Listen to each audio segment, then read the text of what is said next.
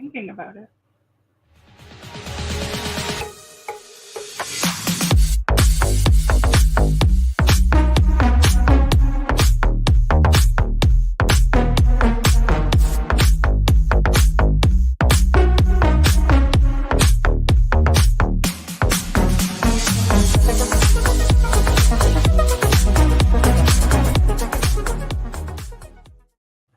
Hey, here we are.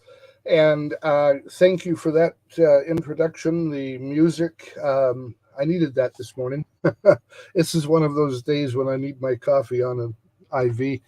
Um, and, I never even thought about it. Here we are, it's July 4th, and that's a holiday here in the US. So some people may not be with us this morning who otherwise might be, but they'll see the replay, so that's okay. And, it's July 4th here, a big holiday, one of the most involved holidays of the year for barbecues and tailgating and all those good things. And maybe a few people actually thinking of the purpose of Independence Day. But we are global, and July the 4th is not an important date for a lot of people. So I'm glad everybody's here. And, this is cool. In our panel, Shelley Ann is absent this week. Um, she will be back with us again next week. And Cass is back. So this is really good. Let's get to the introductions. Go ahead, Cass. Yeah, hi, I'm Cass J. Henry. I am an abundance coach working out of Hamilton, Ontario, Canada, and I offer my services both in person and virtually. As an abundance coach, it's my job to assist my clients in altering their perspective from one of lack to one of abundance. And together will discover the powerful tools of things like affirmations, habit creation, mindset work, goal setting, which we're going to look at today, experimentation, journaling, and that's just to name a few. The overarching goal is to achieve a more harmonious balance in our life. So if you find yourself feeling stuck and focusing on everything that's going wrong in your world right now, reach out. Let's do a discovery call and see if we're a good fit. I'd love the opportunity to show you the abundance that's in your own life right now. And you can find me online at cassjhenry.com. Awesome. And that, change in perspective, I think, is such an amazing step forward for so many people. Folks do, reach out to Cass. She's there and certainly motivational. So that's ideal. For those who don't know, my name is Stephen B. Henry, and I guess you can tell that because of the little tag that's on my image on the screen there. My friends call me Steve. And you certainly can too. It's a little easier. I use the Stephen B. Henry for promotional purposes, business purposes, and if you want to learn more about me, just Google that. They seem to kind of know a fair bit. And I'm known by many online as the coach's coach and the WordPress wizard. I'm a multi-niched coaching practitioner. As an experienced online presence consultant, business success guide, and personal development mentor, I bring that holistic trifecta together for my clients in a single toolbox. My many years of experience across a spectrum of personal and business life, and my sincere commitment to ongoing learning inform my mentoring, my approach, and my life work ethic. And I'm just, find that by understanding that success is a journey and not a destination, that's a bit of a cliche, but it's true. And, your goals become more attainable and exceedingly more enjoyable. And we're going to talk about goals today, if I can keep my mouth working here. And as I often say, the time to hire your guide is before you get lost in the woods. So reach out to me too if you're interested. I'm approachable, I'm affordable, and I'm available. And we're going to jump into that topic of goals today. But you can reach me at stephenbhenry.com. And want to get started. There's so much about goals. We seem to do this. We take these topics to cover in an hour, and they have little titles, you know. And last week it was branding, and this week it's goals, goal setting.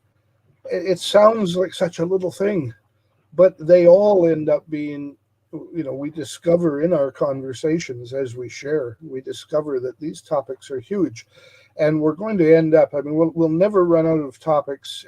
If we run out of new topics, we'll simply be able to revisit old topics and discuss new things about them.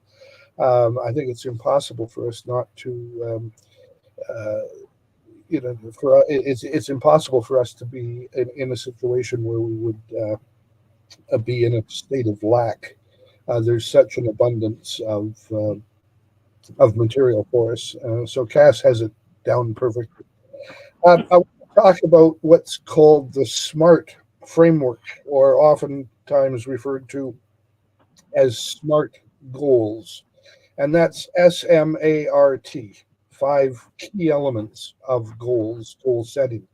Let me see if I can get this right here. But the S is for specific. You really need to clearly define what it is you're going to accomplish, or that you want to accomplish. Uh, without clear definition, being specific, goals don't work.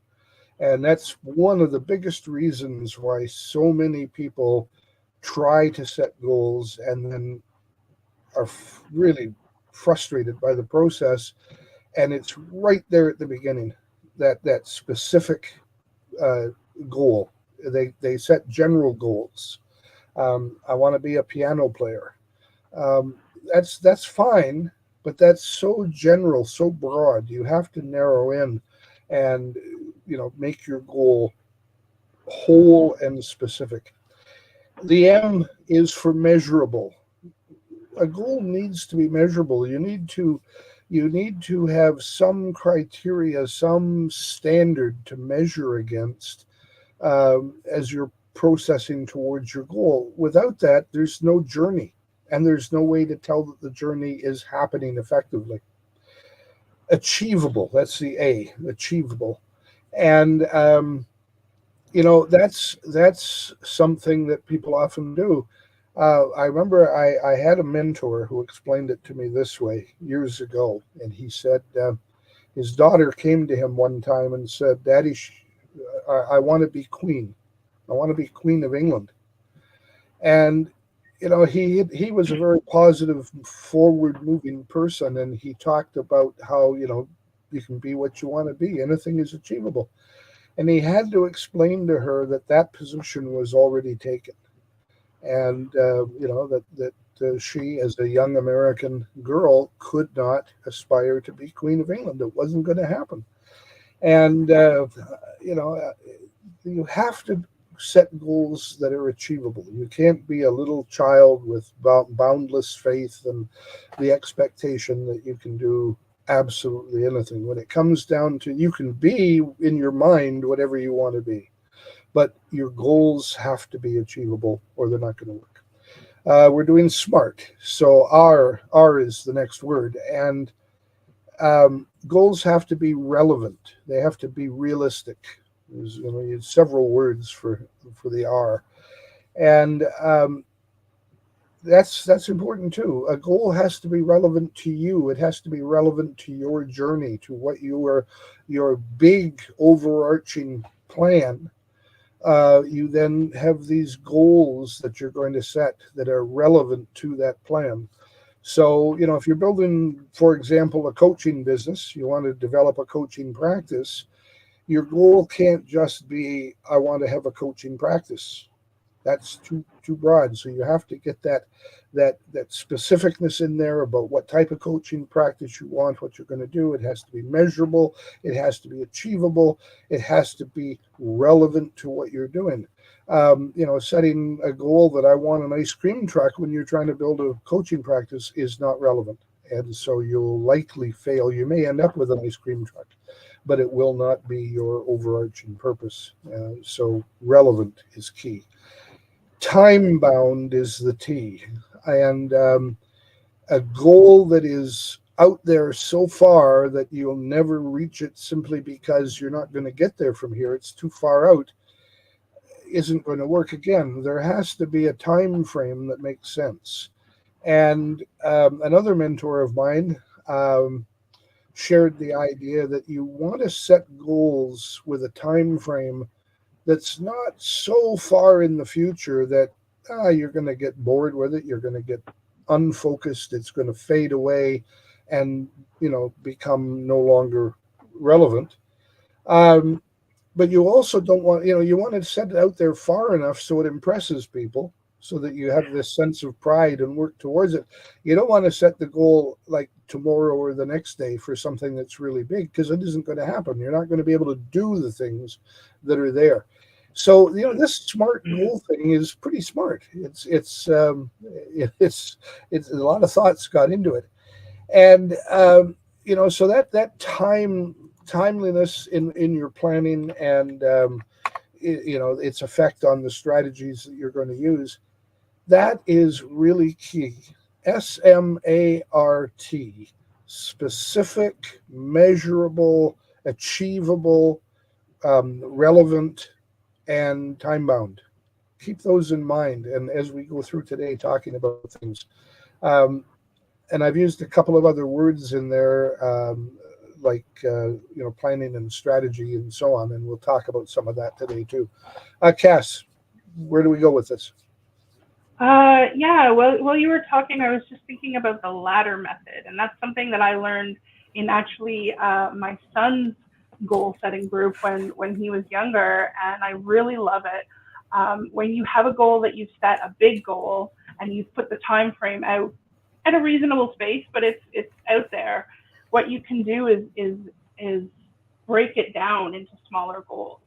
And so if you take, like the rungs of a ladder, and in each section, you find maybe what's the midpoint and what's the quarter point, and you break all those down so that, you're not just trying to do this 2-year goal from today.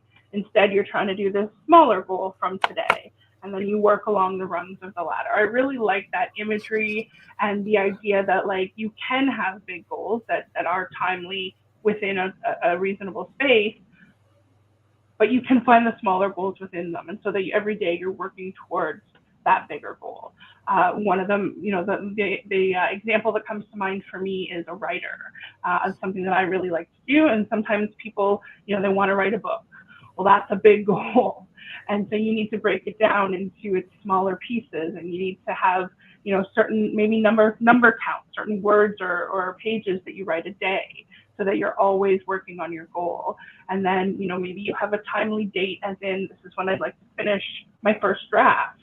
And then you want to have editors and all the different processes that go through.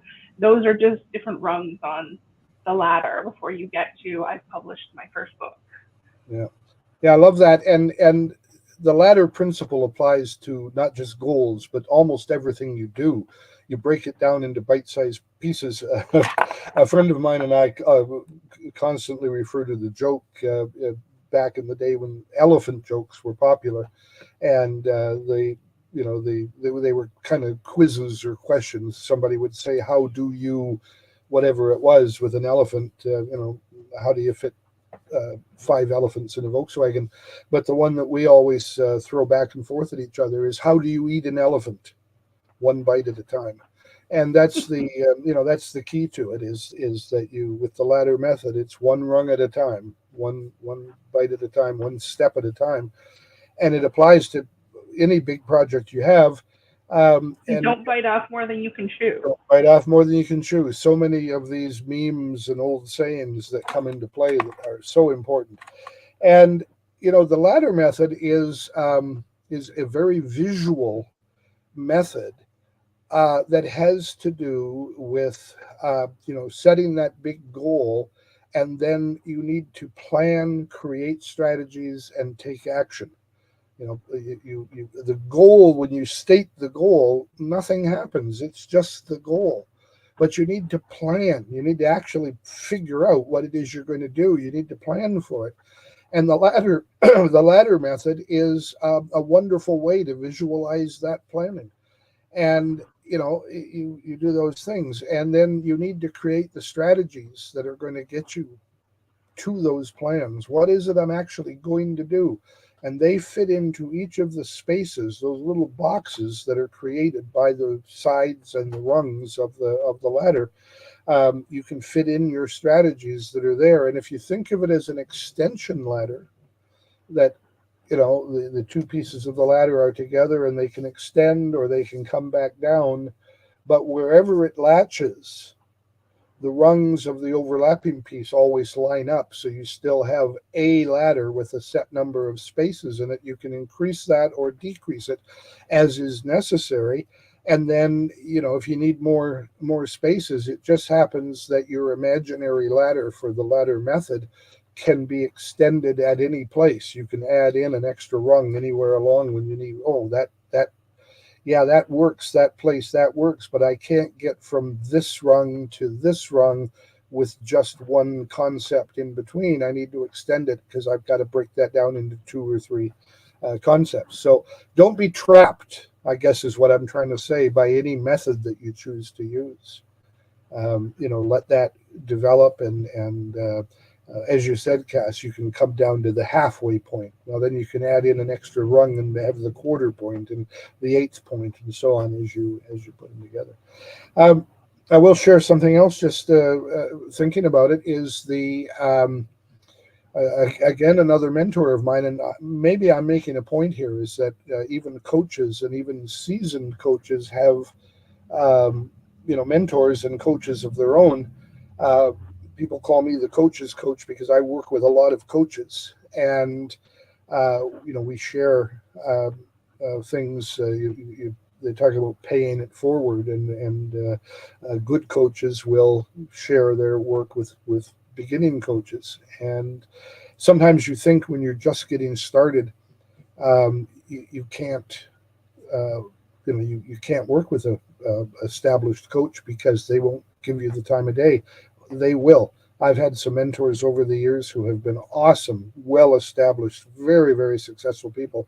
For one reason or another, have deemed to give me some time, and I've learned so much from that. So don't be afraid to reach out to people. And one of my mentors said, "Set your goal in concrete, but draw your plans in the sand."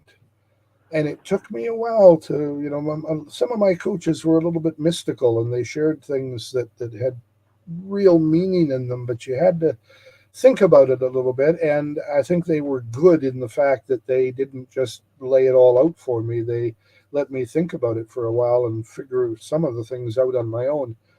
And the idea of putting that goal in concrete is so important to making it happen, but don't be afraid to draw your plans in the sand, and if necessary, wipe them out and start over again, um, without changing the goal. You can always change your approach.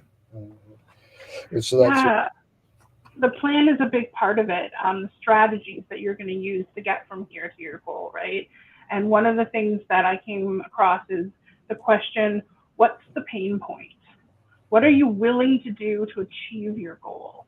Because being a published author is a really lofty goal. A lot of people want to do that, but it takes a lot of work to get there. I'm finally working on my first novel, which is my dream is to write a novel, and I've got a novella's worth written of it, and I feel like I've finished my story, and I'm like, this isn't long enough to be a novel yet. So I have to go back and I have to edit and spread out some of my characters and give some backstories.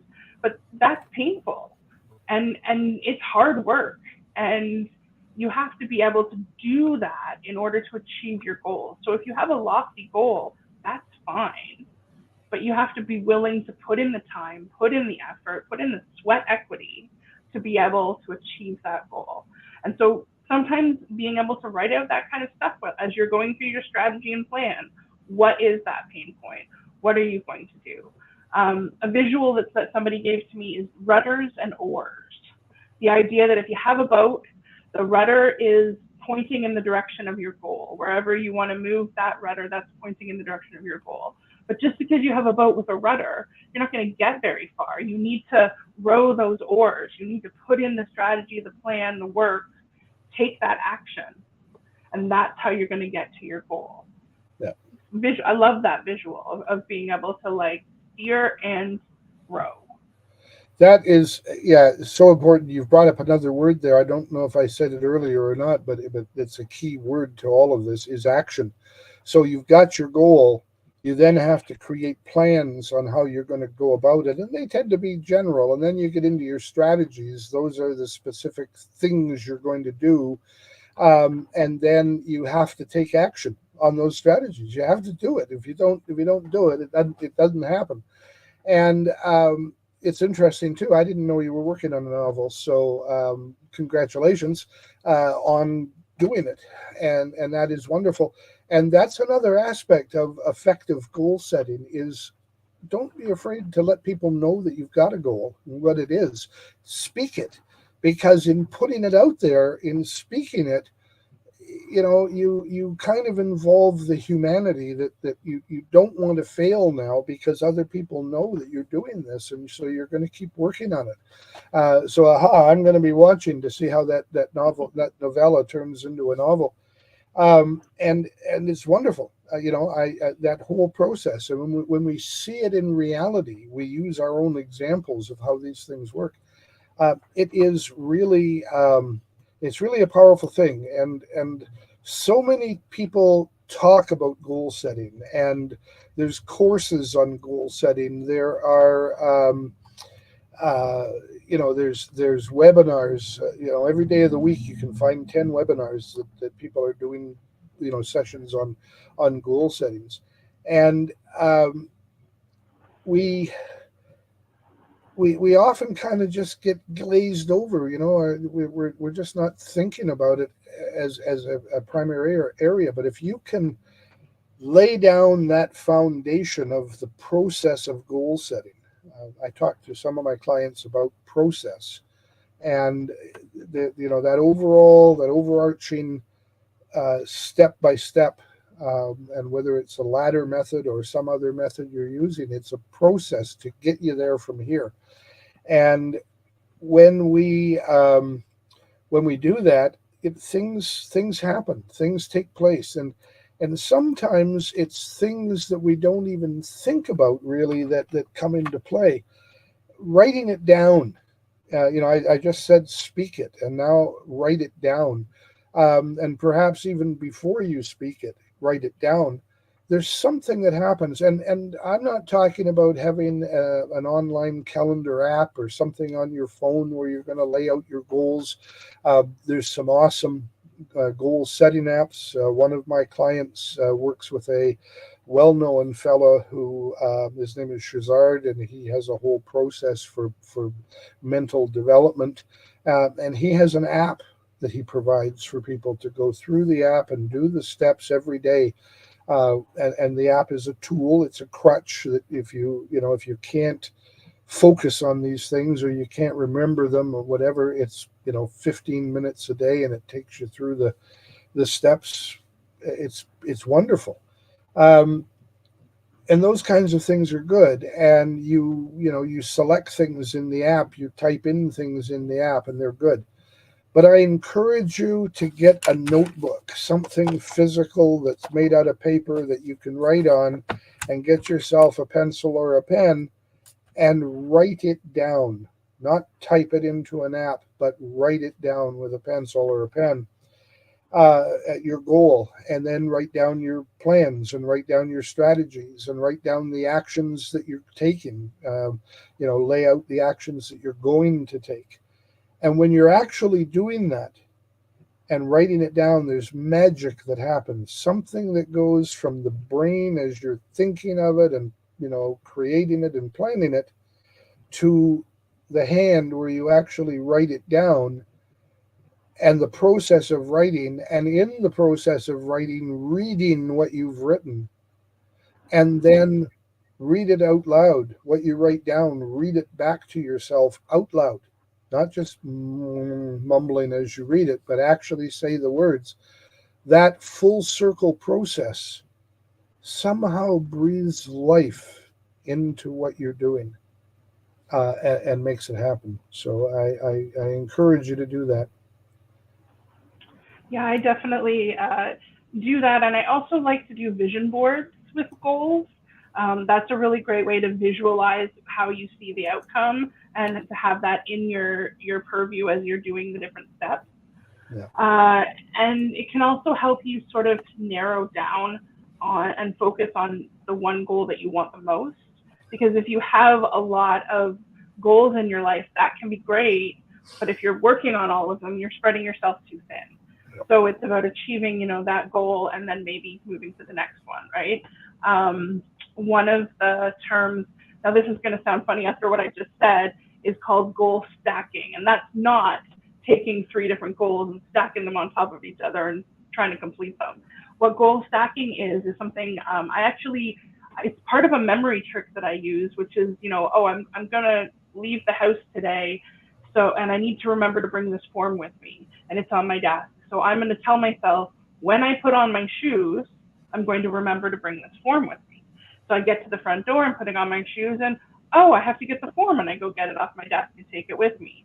Well, it's about connecting those things. So when you goal stack, let's say you want to floss your teeth because you haven't been doing it and your dentist is telling you it's a good idea, and you are brushing your teeth.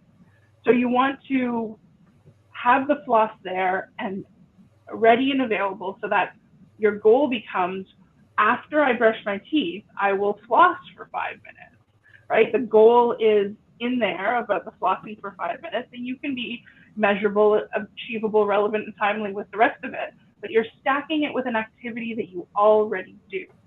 Yeah. So when I do my live at 11 a.m. on Thursdays, I will then go and write 100 words, or whatever it is, 1,000 words probably, in my novella. I'm stacking it with an activity. I'm typing it on my computer anyway, so I'm already seated here. I've made it easy. I've taken away friction. It's something I do every Thursday. Now I've stacked that with that action, and I'm much more likely to do that. Yeah. So that's one concept, is stacking your goals, goal stacking. And the other piece that I also talked about is setting up your environment. So if I want to floss my teeth, I have to have the floss out and ready. If I want to be working on my novella, it's probably best to make the goal when I'm already at my computer. So I'm taking what's friction, what might make it hard. If I'm in my car and I'm saying, oh, well, when I get home, I want to work on my novella. There's so many things that can happen between the car and me getting to my computer. So many different distractions. So that's not a great way to goal stack. But if I'm in the environment already and I've made it easy and I've taken away the friction, Yep. then they call that choice architecture in science. The idea that your choices become limited and easier to do when you purposefully design them that way. Yeah. It's such a natural thing, and so many of the effective ways. I've had discussions recently with several different people about the what I call the stumbling blocks to success, and one of my approaches, one of my memes or marketing concepts is that I work with my clients to change stumbling blocks into stepping stones. It's not so much eradicating the things that are holding us back, it's rather finding the best ways to utilize the things that otherwise would be in our way. And so you turn stumbling blocks into stepping stones. And I think some of the major stumbling blocks that people run into, and we've discussed, I think, I'm pretty sure we've done a session on each of these, but um, procrastination is a killer, and being overwhelmed is that's a word that so many people use. They're overwhelmed. Overwhelmed, Um, yeah. yeah, and imposter syndrome is the third. And all three of those come under the term that Cass, you and I both use in terms of our coaching practice, people being stuck, and we get them unstuck. That's our purpose, is to get people unstuck. And the three foundations of being stuck are procrastination, overwhelm, and imposter syndrome. And you can find things that cause you to be that way. Um, I need to blog. I know I need to blog. I need to blog a couple of times a week. And I find it so hard. The week goes by so quickly, and there I am into Friday, and I haven't even blogged yet. So if you can take blogging, and which is a stumbling block for you, it's a frustration. It's overwhelm. Oh, how do I do this? How do I fit it in? And if you can take that, and even imposter syndrome, I can't write. What do I know about writing? I'm not a writer. How can I write a blog? How can I write, 2 blogs a week, which is the optimum number? And I just can't do it. Here it is Friday, and it didn't happen.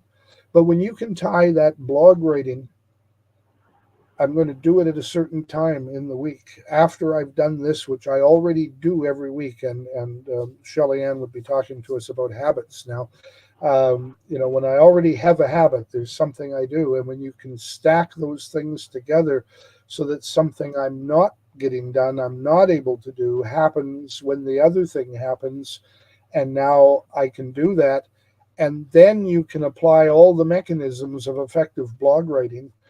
You don't have to worry about those until you get the place where it's going to be. And now you can build the process, as I said earlier, that gets the blog writing done. But it's getting to the blog writing that you need to overcome. That's the overwhelm. That's the procrastination. That's the imposter syndrome. And you just eradicate those by getting to it. Not just do it, but getting to it. And it's so important. That becomes success stacking then too, right? Where you it's something you already do, it's something that's a habit, which is a successful thing that you created. Now you're trying to stack this goal into that spot, and once you do, now you've got 2 successes. And something that I think that we touch on in a lot of topics, but I don't think anybody touches on it enough, is celebrating your successes. Celebrate those small successes. I remembered to bring my water bottle with me today, so I will drink more water, which is a goal of mine. That doesn't seem like something worth celebrating, but it certainly is. Yeah. Celebrate all the small successes, because you're celebrating yourself, really, is what you're doing. And you are worthy and deserving of being celebrated. So anytime that you're able to sorry, go ahead, yeah? Yeah, no, that's just, and what you just said earlier about stacking, and if you can, uh, you know, you want to bring your water bottle with you when you're going out, so you'll drink more water. When you're putting on your shoes at the door, if you've stacked bringing the water bottle with your shoes, you're not going to be empty-handed when you go out the door. So, because when you get to the car and you're a block down the street, oh, I didn't bring my water bottle. You're not going to go back for it, Not going right? back for it, no. We make excuses for ourselves. But when you are putting on your shoes at the door and you think, oh, my water bottle, now you're going to go back to the kitchen and grab one. So, it's so realistic. This is not rocket science. I say that over and over again. I probably said that in every session, but these things I are. mean, unless you're a rocket scientist and your goal is to build a rocket, that's a different. There you go. Yeah. But the rocket science itself is outside of the goal setting, and that's the beauty of it, is that a rocket scientist needs to do goal setting. The goal might be getting to the moon, but the process of goal setting is the same for him as it is for you and me and everybody listening. It is not a huge difficult process, and if we feel it's difficult, that's okay. If people feel, oh, this whole goals, I can't even remember, I can't let alone remember what SMART stand for. I forget that that's the word that, the mnemonic that keeps us on the topic. I keep forgetting SMART, and that, where do I begin? Well, let's talk about it. We'll help you where you begin. And the key to all of these things, whatever it is we're doing, there's the old adage: there's more than one way to skin a cat. You want to stay flexible. You have choices and options, and so you want to stay flexible in your goal setting. Yes, we cast the goal in concrete so that we establish a firm base for it, but we still want to be flexible in the plans and the strategies and the things that we do not have to be, it isn't one size fits all. It isn't one set of steps that we can go through in order to get to the things that work. There are different directions. You talked about the boat and the rudder, and a friend of mine uses the term a sense of direction, and that's kind of a guiding marker for him. And when he's a coach as well, and when he works with his clients, he talks to them about us having a sense of direction.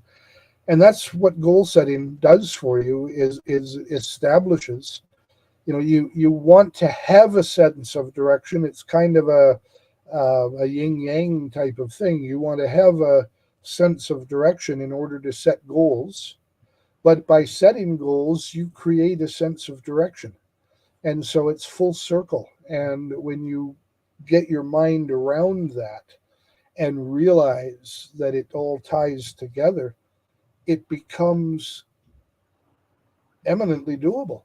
And it's not a thing that is, scary or too big to master, or out of reach. It's there. It's good. You talked about um, uh, celebrating successes. That is so important. And along with celebrating your successes, when you stumble, when those stumbling blocks get in the way, reach out, seek support. Don't be defined by your issues and items that get in your way. If something is not happening, if you're trying to do it and you're being stymied in what's going on, or if there are simply things that you can't seem to get out of your way, and they frustrate you, reach out, speak to people that know. And that's why, having a coach is a good thing, a coach or a mentor or a guide. Um, but even coaches often need to have coaches. We know how to do things. We know how to share how to do things with other people. And sometimes we don't actually do them ourselves. We have our own procrastinations, our own overwhelm. Even the best, long-term coaches will have moments of imposter syndrome creeping up, sneaking up behind them and making it difficult. So having those accountability partners, those guides, coaches, mentors, people that you can talk to and do talk to on a regular basis. So set yourself a goal to get a coach so that you can get good goal setting working for you. It's catch 22 perhaps, but it's worth checking out. You said don't let it define you, and that made me think of the idea that we're talking about goal setting in a linear fashion, and goal setting is not a straight line, and there's often ups and downs in it. And if that latter visual doesn't work for you, maybe you need side quests that come off the different points, because that's where you're going to get the skill set required to get to the next point. And that's okay. You can use the visuals that work for you, because those stepping stones, or sorry, those stumbling blocks, they might be taking you 2 steps back. But as long as you keep taking the action, as long as you keep moving towards your goal, that's a forward motion. And it can look like a wiggly line. It can look like a branching line. It doesn't matter what it looks like. Don't be stuck in the visual of the ladder, because your goal and your path will be yours alone. Yeah. As you make your way to the goal. Yeah, I talk about working with people, helping them on what I call a journey of success. And I refer to it as your journey of success. I guide you. I see myself as a guide and a mentor. and I guide you on your journey of success, not the journey of success and not my journey of success or a journey of, it's your journey of success.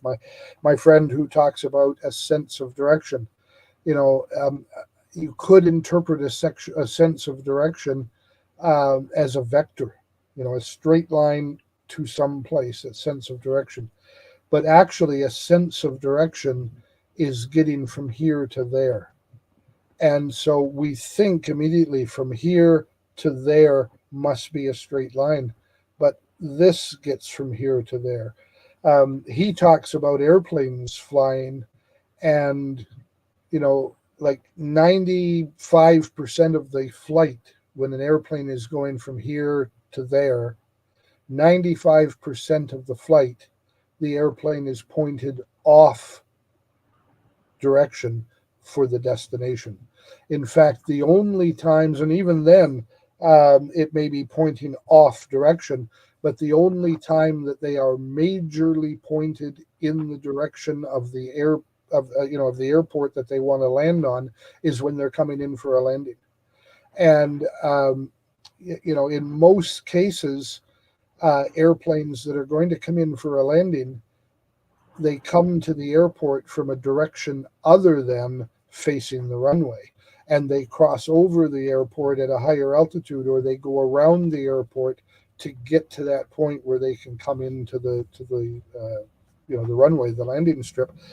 And as they were getting there, flying from Los Angeles to Chicago, they were flying off direction, sometimes greatly off direction, as the various pathways in the sky, the imaginary highways that airplanes follow, they might be heading for, Kansas City as a waypoint, and then have to turn to, head towards Chicago. And then when they're heading towards Chicago, they're heading actually for a point that's outside of Chicago. So they're not even pointing at Chicago itself. And then when they get to that point, that holding point that's outside of Chicago, and they're making that circle around it, they get to a point where they actually head for Chicago. And then they get to a point where they turn the vector to point down the runway to land. But when there's a fairly heavy crosswind, the airplane is actually pointing into the wind a little bit and coming in at an angle to the runway. Kind of scary if you think about it. And it's not until immediately before the wheels touch the ground that they turn the plane and go down the center of the runway. And a good pilot does that every day. So our goal setting and then our getting to the goal can have a whole lot of detours and side roads that we have to go on. And sometimes it's because those are the detours we have to take to get to where we want to be. And sometimes we take detours because there's things that catch our attention or things that we want to participate in that aren't working 100% towards our goal. But along the way, what do they say? You got to stop and smell the roses. So you don't just walk by the flower garden. You stop and enjoy the view. And sometimes you have to walk around the house to to view the flowers in the back garden, even though you want to go in the front door, knock, ring the doorbell, and meet the people inside. But you might want to just take that little side trip to see, what's there. It is an amazing combination of things that makes goal setting successful.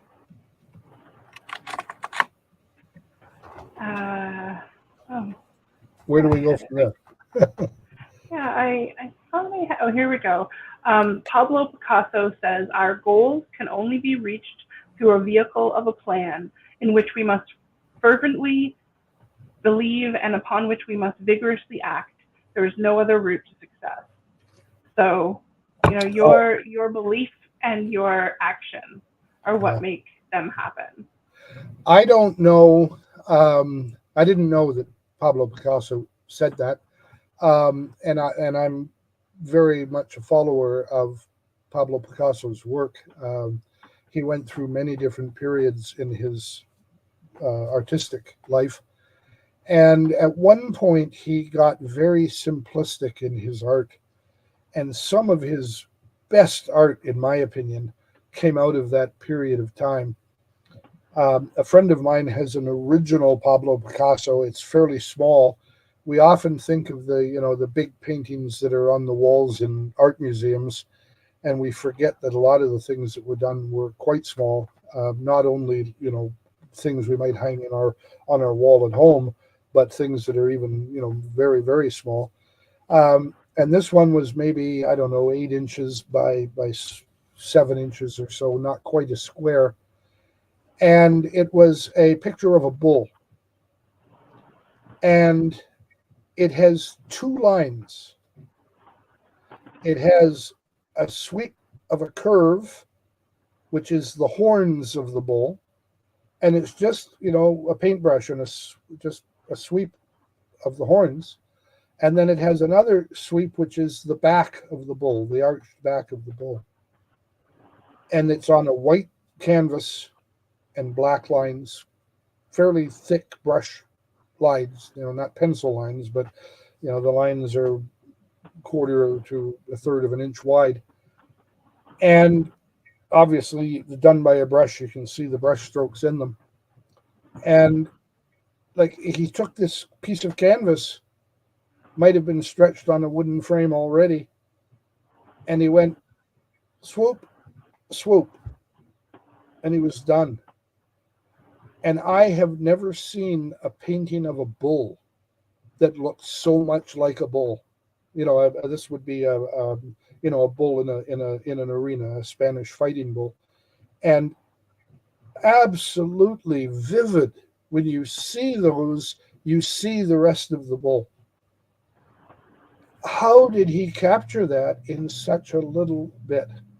And so again, Pablo Picasso serves as a guide for us to realize that we do not have to do 1,000 little things to put it all together to get to our goals. Sometimes we can see the whole with very minimalistic reference if we get that reference correct.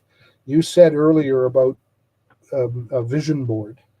And one of the things that Shelley Ann and I talked about last week while we were trying to come up with the topic for this session this week, and we ended up setting on goal setting, but coming out of branding, something that made sense was visualization, getting to your brand. And I think in goal setting, visualization plays a big part of it too. You have to visualize your goal. And even if the goal is just 2 swoops of paint on a canvas, ultimately, if that defines the goal, if that's the process and the strategy that you're going to use, you still have to pick up that brush. You have to stretch the canvas. You have to make those swoops. And so visualization is there. And I know we're early in the process yet before we usually do this, but I think vision might be a good topic for next week, because I agree. It underscores so many of the things that we have talked about, and I really feel that it applies. This goal setting thing tends to be elusive, and we often set goals in a fuzzy sort of way. We don't define them. We don't have clarity with them. We're not specific, to use smart. We're kind of fuzzy with them, and that's sort of what I want to do. And I've got this idea in my head. I haven't been able to bring it out and be specific. So working with visualization and vision will be a way to help define and be specific about our goals, because that is the first step in SMART. The reason that those letters spell out SMART, but they didn't take the word SMART and fit things to them. They looked at the things and then figured out what they were, and specific is the first one for a reason. Before the rest of it has any solid meaning, you have to be specific. I think one of the things that we're talking about here with goals is also missing something in that specific, because we're talking about goals as like, what do you want to do? And we forget that sometimes part of that specificity is, who do you want to become or be by achieving this goal? It's not just that, you know, you end up knowing this fact, or you end up having this thing or doing this activity. It's that you've become along that journey. You've become a person who does or has or knows these things. And I think being able to look at, when you're looking at the bigger picture, as you get specific to your goal, you also want to look at, you know, what will my life look like when I have achieved this goal? Who will I be, and will I be different? How will it be different from where I am now? The why is this important to me? What does it fit? Does it align with my, oh, I hate when those words go away. Does it align with my the sense of self? No, not sense of self. The activity that I always get people to do, so you can find your small number of, wow. You're welcome. I don't feel so bad. You know, Not ideals, but your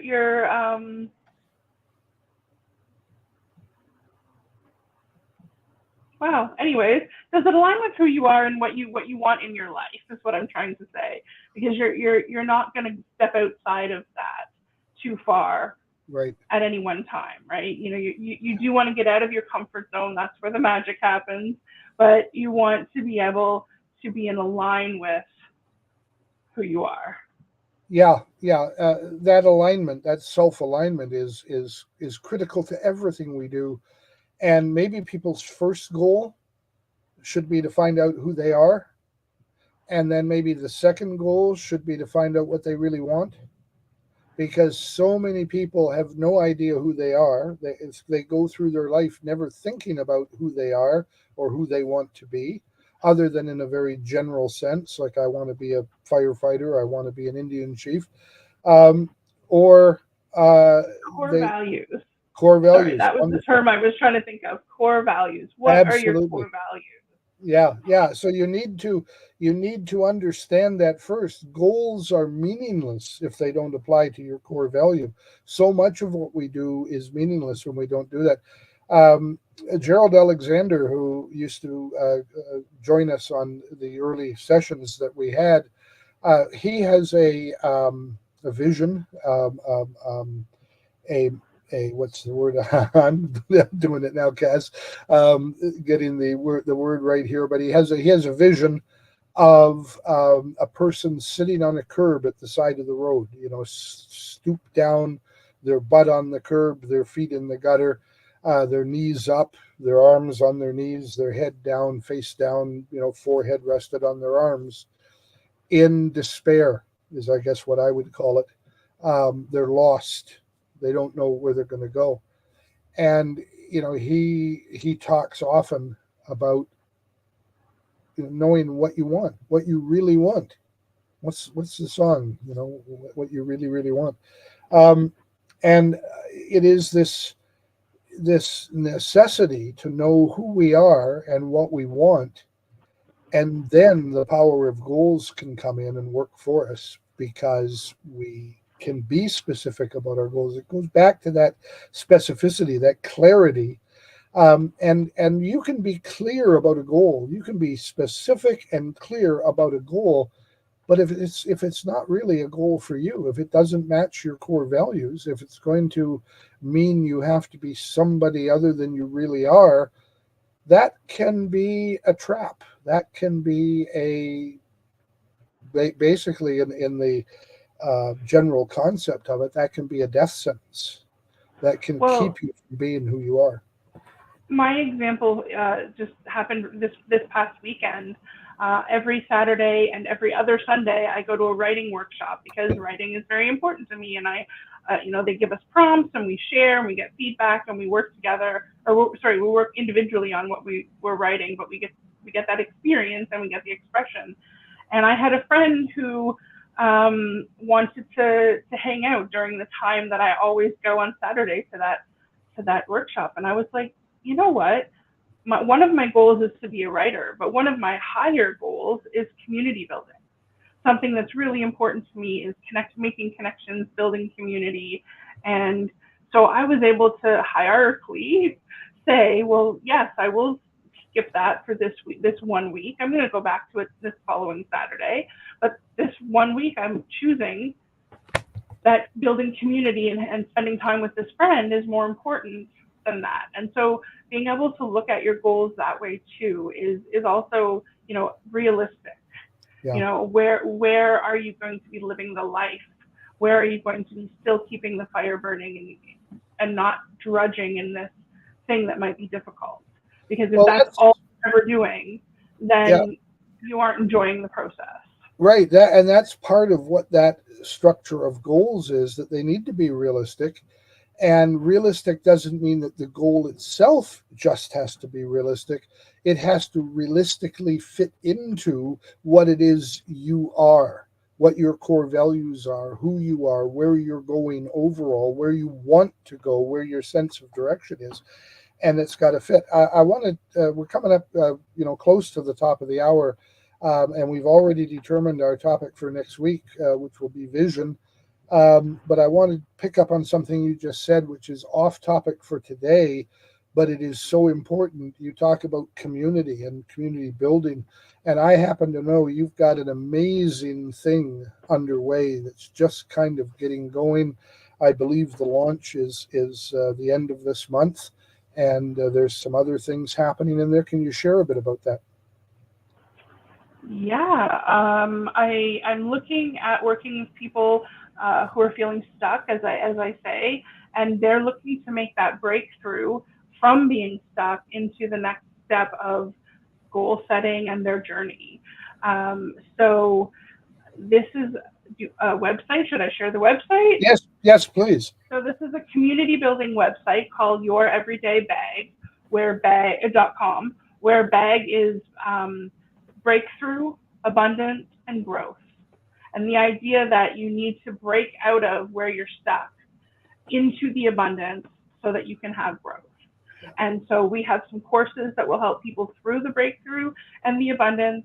And then the community building part comes in throughout the whole thing with the growth and the idea that people will go through and support you as you're going through it, and you can support others as they're going through it. And I think that that's a really important piece of the process, is that you aren't doing it alone. You aren't going it alone. You are with people who are feeling the same imposter syndrome, procrastination, whatever might be holding them back, and they're sharing and talking about it, and you're encouraging each other to get through the next stage.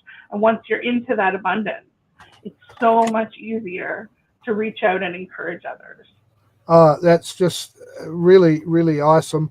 Um, I happen to know a little bit about this because I've been actually working building the website, and I want to share. That's why when I heard what you said, I thought this is so absolutely awesome. Um, and I'm just looking at a page on the website, and I see there's an error on it. That's my fault, so I'll have to fix that as soon as we get off of here. But I want to share a URL. So it's youreverydaybag.com, and that's all one word, your everyday bag. Yeah, I just popped it on the screen. Yeah, and then /founding members launch, and there's dashes in between those words. So founding members launch. Your everyday bag, founding members launch. You want to go to that page, folks, and have a look at because I know Cass is in the process of taking on some founding members to be part of an inner circle, if you will, that will be people that will be involved in the process and be called upon for ideas and development as these things grow. And it shares what the site is all about, a community. Cass, I think you use the word a safer community. There's just so much wonderful stuff there.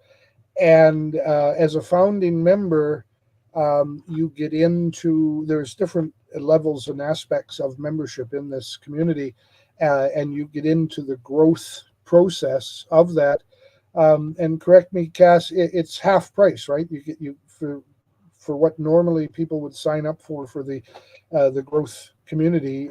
Founding members will get in for half price, and I'm looking at the page right now, and they also get half price on everything else they do going forward in the group. So you can lock in that founding member level, which could be quite good. I'm turning this into a sales pitch. That's all right. We're out of time anyways, so it's going to cut you off at the buzzer. And thanks, everyone, and we will see you next week with vision or visualization. Absolutely. Take care. Love it. Bye-bye, guys.